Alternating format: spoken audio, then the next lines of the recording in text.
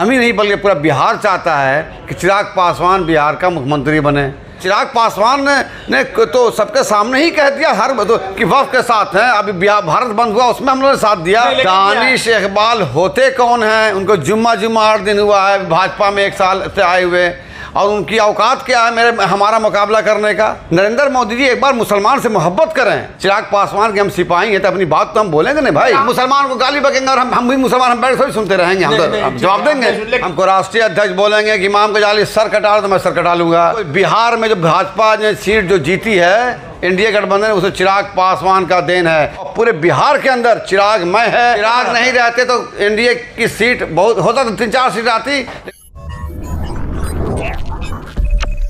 नमस्कार, आप देख रहे हैं ब्रेकिंग बिहार। अभी हमारे साथ हैं लोक जनशक्ति पार्टी आर के शेखपुरा के जिलाध्यक्ष इमाम गजाली ने कल जो बयान दिया उसके बाद से हंगामा मचा हुआ। जिस प्रकार से प्रधानमंत्री मोदी से लेकर के जो वक्फ बोर्ड को लेकर के इनका जो दावा है, चिराग पासवान की पार्टी के लिए भी जवाब देना शायद मुश्किल हो सकता है, क्योंकि सीधे तौर पर इन्होंने कह दिया है, जहां वक्फ बोर्ड को लेकर के लगातार जो बातें आ रही है कि चिराग पासवान के रहते हुए जब एनडीए में चिराग पासवान एक बड़ी भूमिका में है, 5 सांसदों के साथ केंद्रीय मंत्री हैं, वैसे में वक्फ बोर्ड पर विपक्ष क्या विरोध करेगा? सत्ता पक्ष यानी कि चिराग पासवान ही इसका विरोध कर रहे हैं। और इमाम गजाली का दावा है कि चिराग पासवान के रहते जो संशोधन का जो बिल लाने की बात हो रही है, हालांकि हमने आपको पहले भी बताया, आप भी जान रहे हैं कि जेपीसी में मामला चला गया, उसके बावजूद बयान जारी और आज बीजेपी के मीडिया प्रभारी ने इनको छुट भैया नेता तक करार दिया। क्या माना जाए कि एनडीए में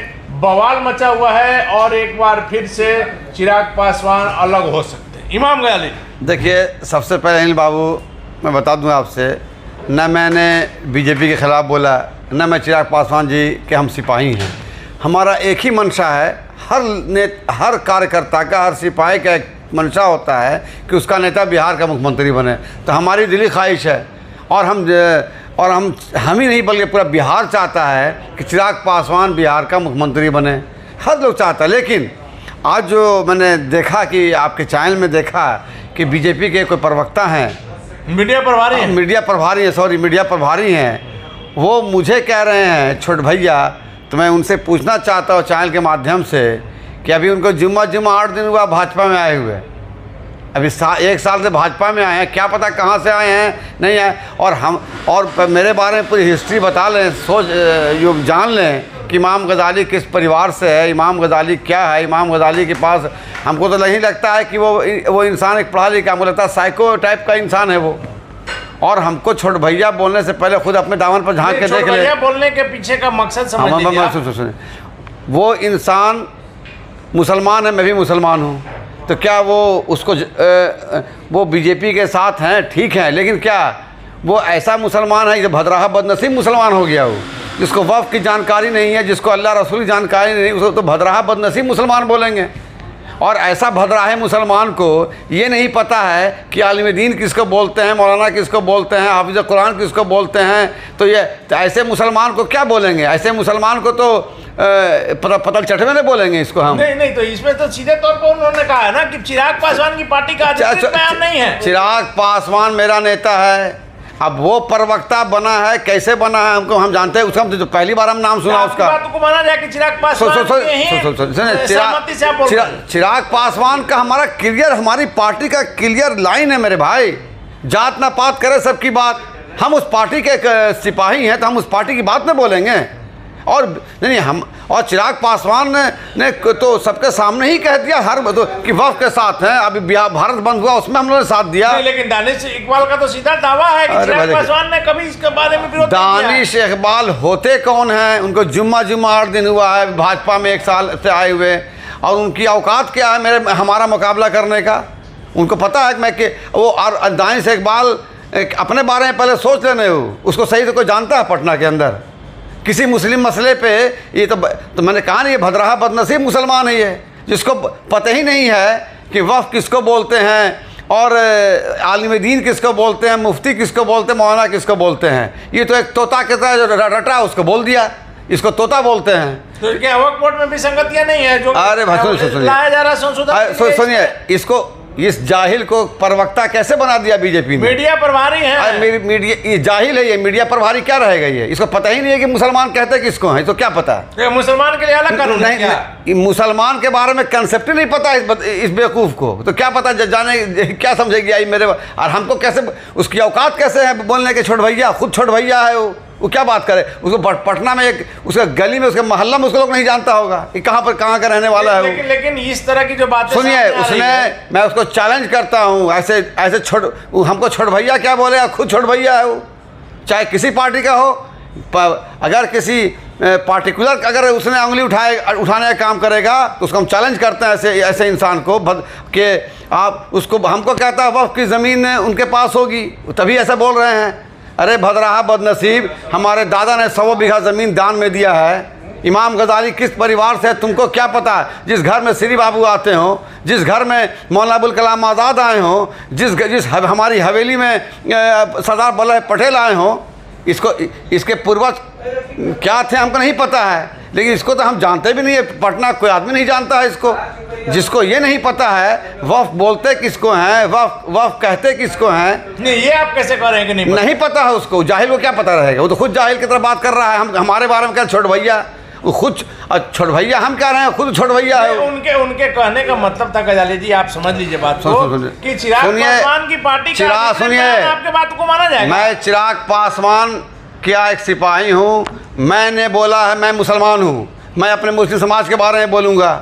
अब वो तोता है, वो तोता को क्या पता है? तोता और वो टिकट मिलने वाला है, उन्हें पता है कि वो तोता रट गया, रटते बोल दिया वो। तो आप भी बोल रहे हैं, आपका भी मकसद हो सकता है कि चिराग पासवान की सुनिए, चिराग मैंने चुनाव भी लड़ा है विधानसभा का। आज मैं करीब 7-8 साल से मैं चिराग जी के साथ हूँ, उससे पहले भी मैं था उनके साथ था, उनके पिताजी के टाइम में। ये तो अभी जुमा 8 दिन इसको आए हुए हुआ है। और ये जिस बदतमीज़ को ये नहीं पता है कैसे बोला जाता है। और भाजपा तो बहुत अच्छी है भाई। देखिए, नरेंद्र मोदी जी के बारे में मैंने आज तक कभी खिलाफ नहीं बोला। मैंने इतना ही बोला आपके चैनल के माध्यम से, और सबको बोला मैंने कि नरेंद्र मोदी जी एक बार मुसलमान से मोहब्बत करें। आपने कहा कि नरेंद्र मोदी प्रधानमंत्री मोदी भगवान नहीं। एक मिनट, तो भगवान ही होगा ना, वो भी एक इंसान है, वो इंसान ही है, नहीं भगवान तो नहीं हो सकते हैं। भगवान किसको बोलते हैं? जिसने पूरे सृष्टि को पैदा किया, सूरज, आसमान, ज़मीन, चांद, उसको भगवान बोलते हैं ना। तो नरेंद्र मोदी जी भी इंसान है, लेकिन हाँ उन्होंने काम किया, पूरे भारत का नाम रोशन किया, सारी चीज़ें हैं उनके अंदर, कोई बुरा। लेकिन हाँ, उनके साथ जो पार्टी में लोग हैं, कुछ लोग ऐसे हैं जिनको सिर्फ मुसलमानों से नफरत है। और ऐसे प्रवक्ता, अगर ऐसे उनके मीडिया प्रवक्ता रहेंगे तो बीजेपी को आप मुसलमानों का दुश्मन मान रहे हैं? बीजेपी को मैं बराबर बोलता हूँ कि मुसलमान को गले लगाइए। आज देखिए, एक चीज़ बता दें आपको, उनको हर जगह मुसलमान क्यों नज़र आता है भाई? हम भी देखिए, हम या तो बीजेपी का जो प्रवक्ता मुसलमान है वो नाम का मुसलमान होगा, उसको ये नहीं पता है कि अगर मुसलमान के ख़िलाफ़ कोई अगर बात हो, अगर हम अपनी बात अगर नहीं बोलेंगे, हमारा परिवार है, अगर हमारे प्रधानमंत्री हैं, सबके प्रधानमंत्री हैं, अगर हम नहीं बोलेंगे कि हम भी इस देश के नागरिक हैं, चिराग पासवान के हम सिपाही हैं, तो अपनी बात तो हम बोलेंगे नहीं भाई। आप सीधे सवाल का जवाब नहीं दे रहे हैं। हाँ। प्रधानमंत्री मोदी मुसलमानों के दोस्त हैं या दुश्मन? सुनिए, प्रधानमंत्री नरेंद्र मोदी जी को मैंने आपके चैनल के माध्यम से कहा, प्रधानमंत्री सबके हैं, वो चाहे मुस्लिम समाज हो, हिंदू हो, सिख हो, हम ये बात आज भी बोला हमने। सुनिए मैं बता रहे हैं, नरेंद्र मोदी जी को मैंने पहले भी कहा, प्रधानमंत्री को मैंने पहले भी कितनी बार मैंने रिक्वेस्ट मैं करता हूँ कि आपके चैनल के माध्यम से करता हूँ कि आप मुसलमानों को गले लगा के देखिए।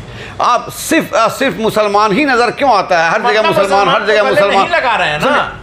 जब तक मुसलमान गले नहीं लगाएंगे, मोहब्बत नहीं देंगे, तो मुसलमान मोहब्बत कैसे देगा? बीजेपी मुसलमानों के दुश्मन है, आपके बात से साफ पता चलता है। दुश्मनी की बात नहीं हो रही है यहाँ पर, बात हो रही है कि हमको भी बराबरी का हक मिलना चाहिए हिंदुस्तान के अंदर। खुल के नहीं कर रहे, लेकिन आपके कहने का मतलब नहीं, खुल के नहीं। देखिए, बात हमारी वो नहीं है, प्रधानमंत्री हैं, सम्मानित हैं, और हम लोग एनडीए में हैं। चिराग पासवान जी कैबिनेट मंत्री हैं। चिराग पास हमारी पार्टी का अलग लाइन है मेरे भाई। लेकिन हमारी पार्टी, एक मिनट, आप मुसलमान को गाली बकेंगे और हम भी मुसलमान, हम बैठ थोड़ी सुनते रहेंगे, हम तो जवाब देंगे।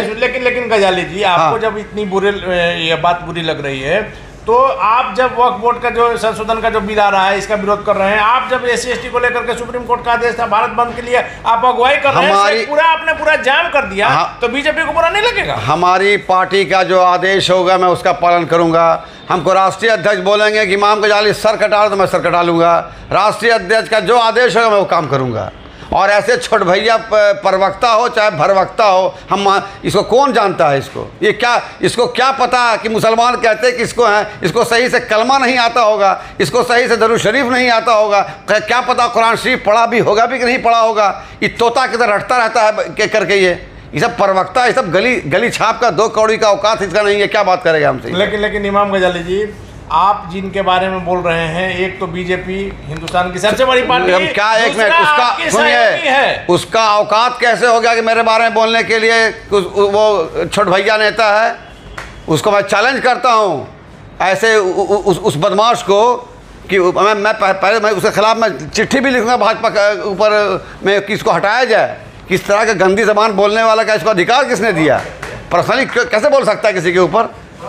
इसका मतलब है कि ये खुद उस टाइप का इंसान है, ये गली छाप का आदमी क्या बोलेगा हमसे? नाली का कीड़ा है ये, क्या बात करेगा हमसे? चलिए इमाम गजाली जी, मेरा आखिरी सवाल है कि जो परिस्थितियां भी बन गई हैं इधर विगत दिनों में, क्या माना जाए कि आप लोग एनडीए में बने रहेंगे या दूरियां बढ़ते जाएंगे? सरकार में रह करके आप सड़क जाम कर रहे हैं, सरकार में रह करके आप वक्फ बोर्ड का खिलाफ नहीं, कोई सरकार में रह के क्या, सरकार में रह के चिराग पासवान जी ने सरकार में रह के उस सरकार से रिक्वेस्ट किया, सरकार से विनती किया, मंत्री हैं उसके, विनती करेंगे। सुना है कि सत्ता में रह के सड़क जाम करना? अरे मेरे भाई, सत्ता में रह के सड़क जाम करने की बात नहीं हो रही। अपने अधिकार के लिए हम अब SC/ST का अधिकार आप छीन लें। बाबा साहब भीमराव अम्बेडकर के संविधान से अगर छेड़छाड़ होगा तो क्या चिराग पासवान बर्दाश्त करेंगे? आपको किसे मना किया? लेकिन रिजाइन कीजिए, उसके बाद कीजिए। नहीं, सत्ता में भी रहिएगा, खिलाफत भी कीजिएगा। सत्ता में तो रहेंगे और सत्ता में ही रहेंगे। और मैं बता दूं आपको, बिहार में जो भाजपा ने सीट जो जीती है इंडिया गठबंधन, उसे चिराग पासवान का देन है। अगर चिराग पासवान अगर नहीं रहते गठबंधन में तो शायद भाजपा सीट नहीं जीतती। आज जो भी सीट जीती है चिराग पासवान की देन है।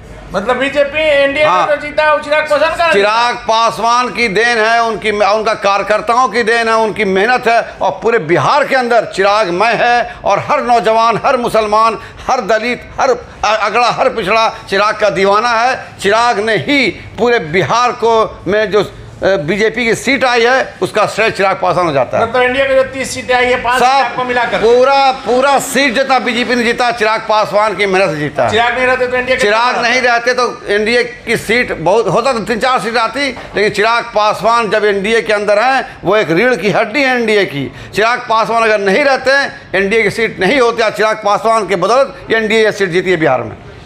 धन्यवाद आपका। तो ये थे इमाम गजाली, शेखपुरा के चिराग पासवान की पार्टी के जिला अध्यक्ष। सीधे तौर पर कहना है कि चिराग पासवान के कारण एनडीए बिहार में 30 सीट ला पाई। अगर चिराग इस गठबंधन में नहीं रहते तो 3 सीट भी लाना मुश्किल होता। और सरकार में रहते हुए चिराग पासवान ने ST से लेकर के जो वक्फ बोर्ड का जो संशोधन का जो बिल लाया गया है, हालांकि अभी JPC में मामला चला गया है, इसका विरोध करते रहेंगे। और चिराग पासवान की सहमति से इमाम गजाली ये सारी बातें कर रहे हैं। जिस प्रकार से आज बीजेपी के मीडिया प्रभारी ने जो बात कही उसको भी लेकर के तीखा हमला किया है इमाम गजाली ने। इस मामले पर आगे क्या होता है देखना काफी महत्वपूर्ण। फिलहाल बने रहे ब्रेकिंग न्यूज़ से।